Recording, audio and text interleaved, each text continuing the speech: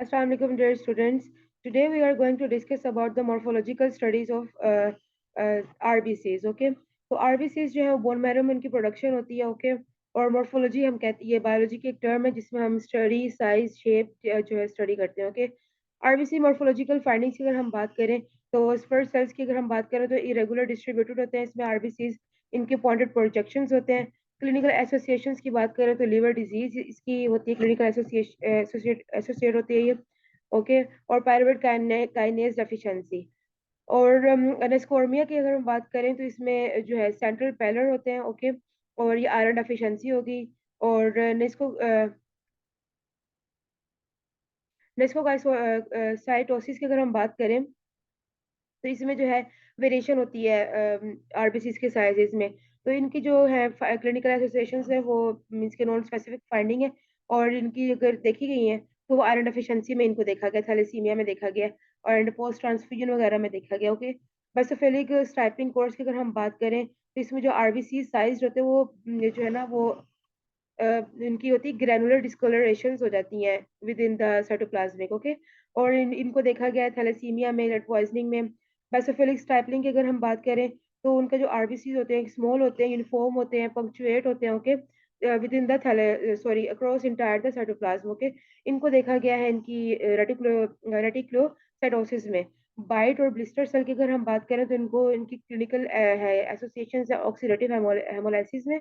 अगर इनकी जो है वो डाइमॉर्फिज्म की बात करें तो ये टू डिस्टिंक्ट पॉपुलेशंस होती हैं आरबीसीज की प्रेजेंट होती है. इसमें एक होती है माइक्रोसाइटिक होती है और एक नॉर्मोसाइटिक होती है. ओके, और ये हमारे पास पोस्ट ट्रांसफ्यूजन में देखी गई है. ओके, और आयरन डेफिशिएंसी में इनकी क्लिनिकल एसोसिएशंस है.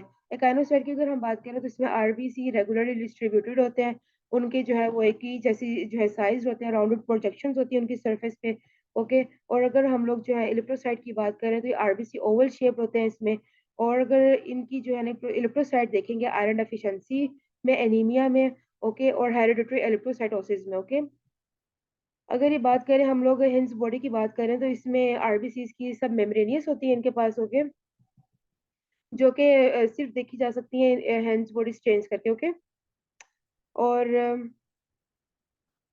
ऑक्सीडेटिव हेमोलाइसिस में ये इन्वॉल्व होती हैं.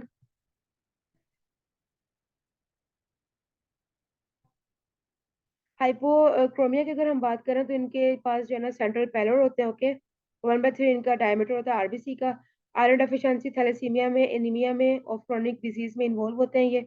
इरेगुलर कॉन्ट्रैक्टेड सेल की अगर हम बात करें तो आरबीसी स्मॉल होते हैं, डार्क होते हैं, और इनके पास जोन ऑफ सेंट्रल पैलर नहीं होते. ओके, और ये इन्वॉल्व होते हैं, इनकी कोई नॉन स्पेसिफिक फाइंडिंग्स है अभी. ओके, और इसकी अगर हम देखें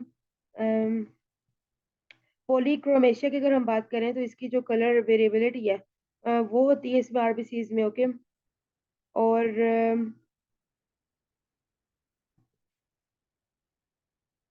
नॉर्मल न्यूनेट और रेटिकुलोसाइटोसिस में इनकी क्लिनिकल एसोसिएशंस है. ओके,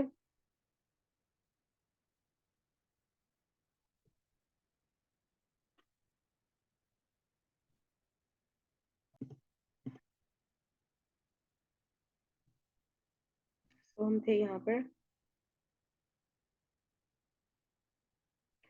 रोलेक्स पे थे. तो सब इसमें जो आरबीसीज होते हैं वो लीनियर पैटर्न्स में होते हैं. ओके, और इनकी जो है वो ब्लड स्मेयर जो है ना वहाँ पे इनकी है फाइंडिंग्स है. ओके, क्लिनिकल एसोसिएशंस है.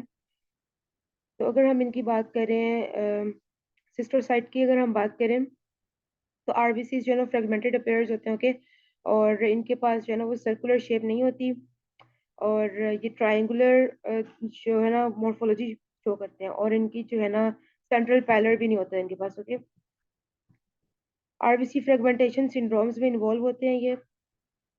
Haemolytic anaemia. सिकल सेल की अगर हम बात करें तो ये जो है एनीमिया की एक टाइप है. और इसमें क्या होता है कि there are several sickle RBC morphologies होती हैं.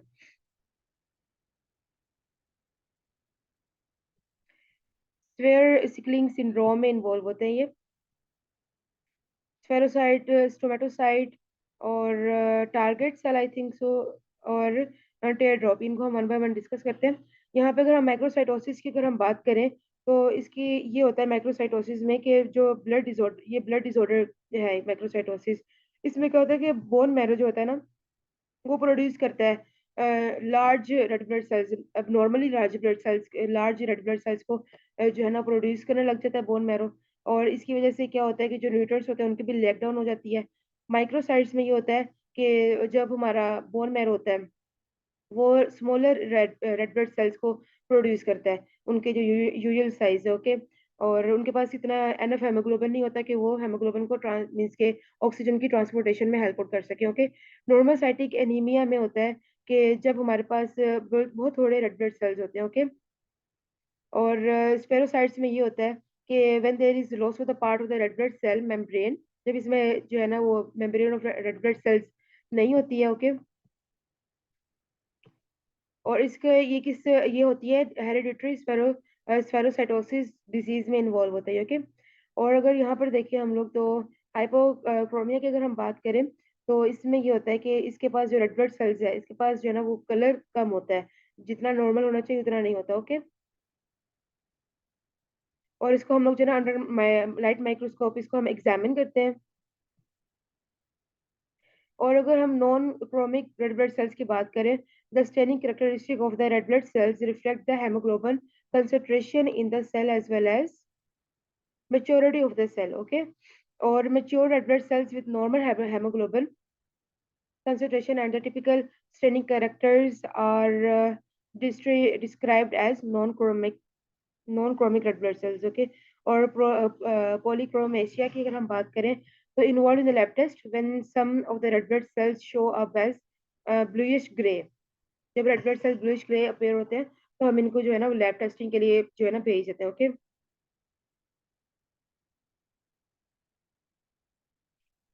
सॉरी, हम वहाँ पे लैब टेस्टिंग में हम इनको ब्लूइश ग्रे में रेड ब्लड सेल्स को जो है ना वो डाई प्रोवाइड करते हैं, ओके। देन हम इनकी अंडर लाइट माइक्रोस्कोप हम इनकी ना स्टडी करते हैं, ओके। और ये इमेच्योर रेड ब्लड सेल्स इनमें जो है ना रिलीजिंग होती है इसमें। और ये जो है ना रेटिकुलोसाइट्स में जो है ना इन्वॉल्व होते हैं डिजीज में, ओके। और टारगेट सेल की अगर हम बात करें, तो erythrocytes within increase cell membrane to volume ratio इसमें होती है, ओके। इसमें जो है ना लिपिड गेन मेम्ब्रेन उसमें ज्यादा हो जाता है और रिडक्शन हो जाती है सेल वॉल्यूम में, ओके।